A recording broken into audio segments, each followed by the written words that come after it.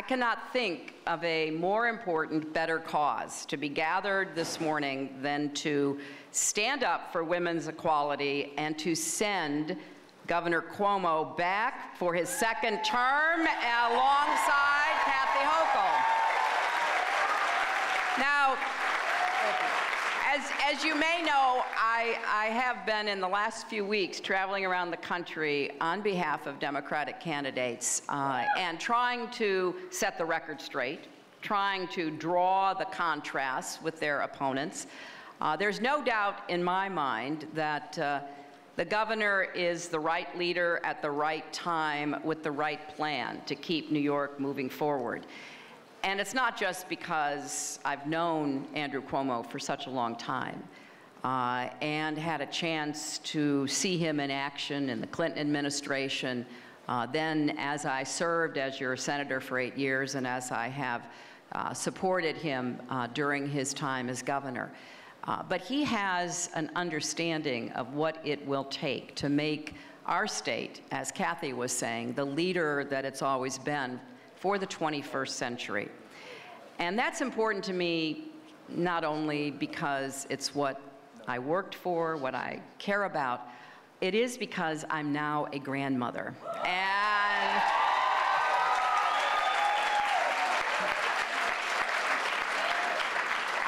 I still feel that grandmother glow, but there is something about a new life in your family that really does focus you on the future, doesn't it? And I believe strongly that I want our granddaughter to have the same opportunities that gave Bill in Arkansas, me growing up in the Chicago area, the chance to take advantage of the blessings and advantages that we had here in this country. You know, people talk about the American dream and it can become a cliche, but for me it was a reality.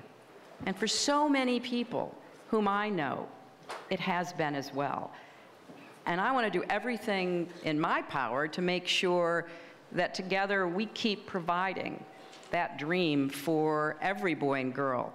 You don't have to be the grandchild of a president to be able to have the right to the best possible education, the best possible health care, the best possible opportunities for your future.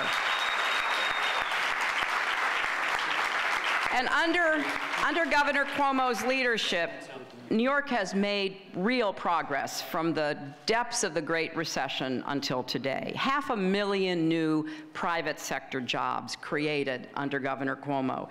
A $10 billion deficit is gone, and instead, they said it could never be done. This governor has delivered 4 on-time, balanced budgets in a row. Middle-class taxes are down and the state's credit rating is up, the highest in 40 years. The minimum wage is rising. So are investments in our kids, from the classrooms to the job training programs to the world-class higher education that is offered. Common sense gun safety reforms are saving lives in New York. And so is new access to quality, affordable health care for nearly 1 million New Yorkers, the vast majority, think about it, for the first time. So I'm proud of everything the governor has done to move us forward. And I especially appreciate, number one, his commitment to marriage equality so that every New Yorker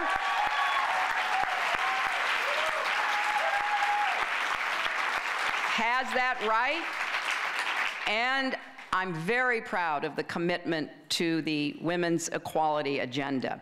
Because after all, when we think about the progress that we've made, and I look at the leader of the Senate, I look at the Speaker of the City Council, I look at all of these women leaders here with us today, but let's not kid ourselves.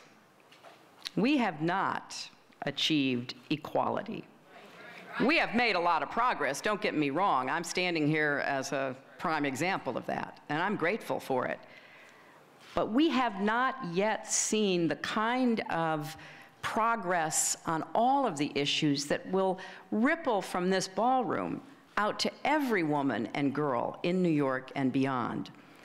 The equality agenda, the plan that Andrew and Kathy are running around the state promoting, even in a bus, which I thought was a great idea. Their plan would guarantee equal pay for equal work. Think about it. Think about it. We still have to make the case for equal pay for equal work in 2014. Their plan would crack down on sexual harassment and domestic violence, and their plan would protect a woman's right to make her own reproductive health care decisions.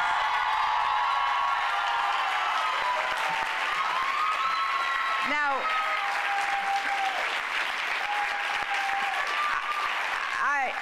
I know I am preaching to the choir. This does sound like common sense, but ask yourself why, after women have contributed so much to our economy over the past decades, do we still act as if it's 1955? Why do we think a 20th century economy is going to work for our 21st century families? The fact that women still get paid less than men for the same work costs them and their families thousands of dollars every year. Imagine what a working mom could do with the money she is owed. That extra money, she could use it to rent or even buy a better home for her kids and herself. Those groceries she could buy, that car payment she could make. Think about what it means for her hopes for a secure retirement, or if a relative gets sick. So many women today are working harder than ever to lift themselves and their families up into the middle class, and a lot are working harder than ever to stay in the middle class, and too many are trying to do that without a living wage, without flexibility and predictability at work, without access to quality, affordable child care, which is a key economic issue, not just a family issue, without paid family leave. A few weeks ago, when we were in the hospital waiting for Charlotte to make her grand entrance, one of the nurses came up to me and thanked me for fighting for paid leave and told me how she sees families every day who struggle to balance work and parenthood. In fact, she does it herself. Even while she's taking care of someone else's precious baby, her thoughts are often with her own. Who's watching her kid? What if her child gets sick? How's she going to be in two places at once? You know, and I can remember what it was like being a young mother. I had so many advantages and support, but even then I felt squeezed. I remember one time, shortly after Chelsea was born, I was due in court for a trial. She woke up sick. You know how that is. Barely 2 years old, running a fever, throwing up. My husband was out of town. The normal babysitter called in sick. I had no relatives nearby. The neighbors weren't home. Frantically, I called a trusted friend who came to my rescue that day. But still, you know how I felt. I felt terrible. I felt terrible that I had to leave my sick child at all. And I called home at every break, and I rushed back to the house as soon as I could. And when I opened the door, I saw my friend reading to Chelsea, who was thankfully feeling better. And for the first time that day, my own head and stomach stopped aching. But think about it. For so many moms and dads, that ache is with them every single day. Our most vulnerable families have the least support. That's not how it's supposed to be in America. This is the country that if you work hard, you can make it. And each generation is supposed to have it a little better than the one before. That's why I'm here today, because I want you to know how much I believe in electing Andrew Cuomo and Kathy Hochul to fight for every woman and every family to have a fair shot. And here's what they will never do. They will never waffle on a woman's right to make her own reproductive health care choices. They will never shame and judge a woman for decisions that are complex and deeply personal, decisions that belong to a woman, her family, her faith, and her doctor, not with her boss or with a politician.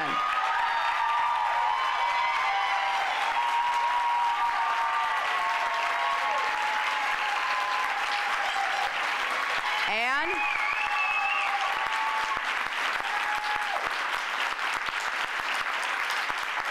they will never block legislation to prevent harassment and intimidation at reproductive health care clinics. So you know what they will do, and you know what they will not do. And now it's time to really get to work in these last days before this election.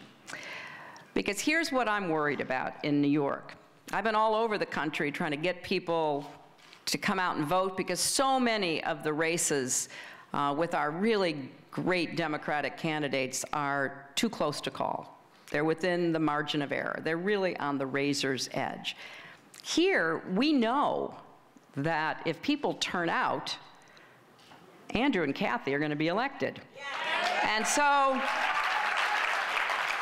what I'm asking you is to go from this rally to make sure you do everything you can to convince people to turn out and vote. Because a lot of people right now are not thinking about turning out.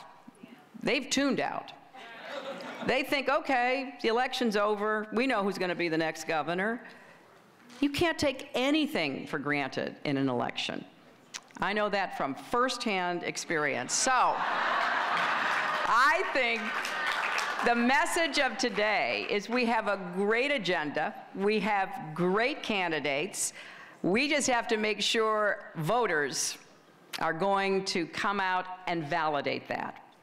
And part of what you can do, because nobody here wants to wake up the day after the election and wish you could have done more.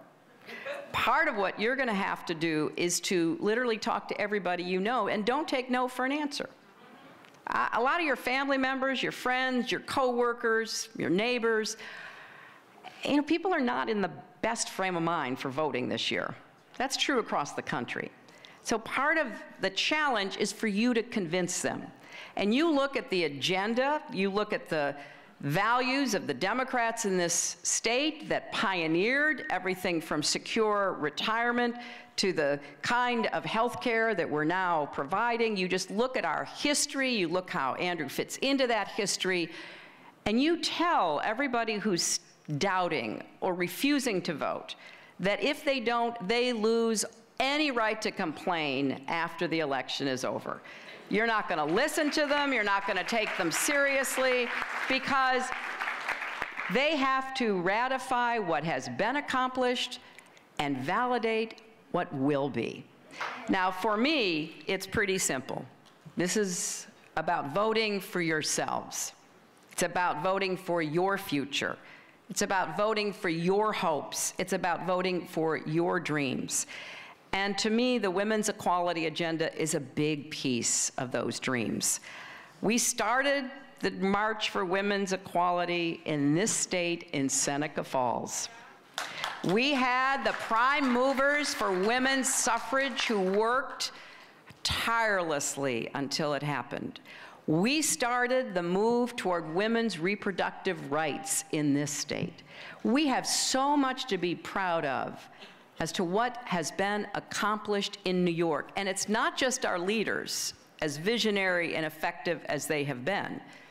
It's the people of New York who understood that part of what we have to do is keep widening the circle of opportunity, moving toward that more perfect union, embracing every person's potential. And that's why, for me, our state motto is perfect, Excelsior, ever upward.